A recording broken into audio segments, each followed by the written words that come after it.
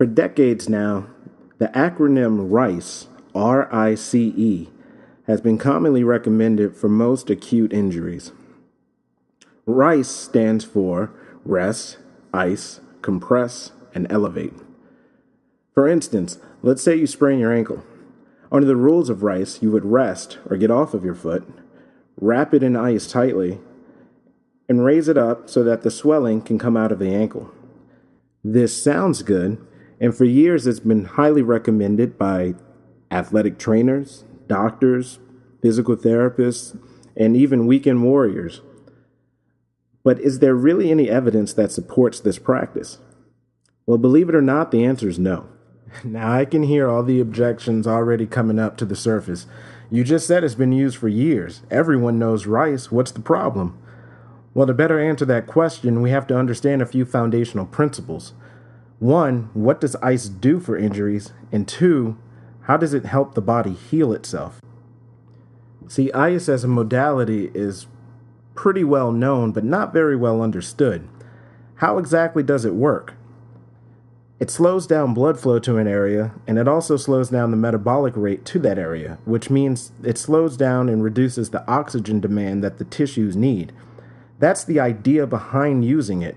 If you don't have as much blood going to an area, it slows down the throbbing and the pain. However, to really understand why this is a problem, you have to understand the phases of healing too. So for typical healing in the body of any injury, there's 3 phases of healing. And we don't have to go into all the details. All you really need to know is what the first stage is, which is inflammation.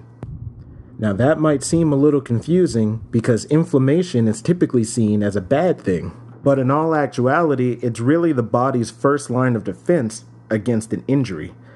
Think of it as kind of your body's 911 response to a problem. Your body recognizes the injury and sends a rush of blood to the area to flood the site with various blood cells, platelets, white blood cells, and other things to help with the repair. This increase in blood flow, or 911 response to the injury, results in what we call swelling, also known as inflammation. As the injury is repaired, it becomes the lymphatic system's job to remove the old, used-up repair cells and get rid of the inflammation over time. It gets help from the contraction and the relaxation of the nearby muscles, which compresses the lymph nodes and helps pump away the extra fluid. So now let's integrate our analogy with our example. You've just rolled your ankle. It hurts, and your body initiates its 911 response by beginning the flow of blood to the area. Now, under the RICE principle, we would stop moving and put ice on it, meaning the ice will slow down the blood flow or really impair the body's natural 911 response from getting to the site where it's most needed.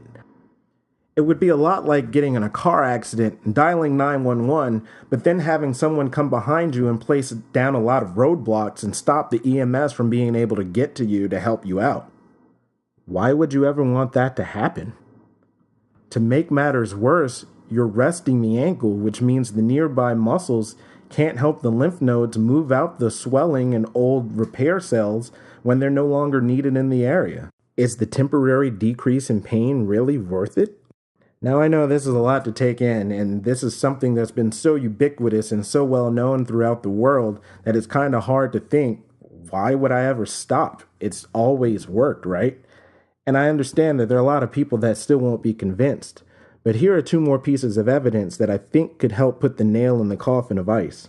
A 2012 systematic review of the RICE principle in ankle sprains attempted an analysis of the existing data. The results were mixed at best.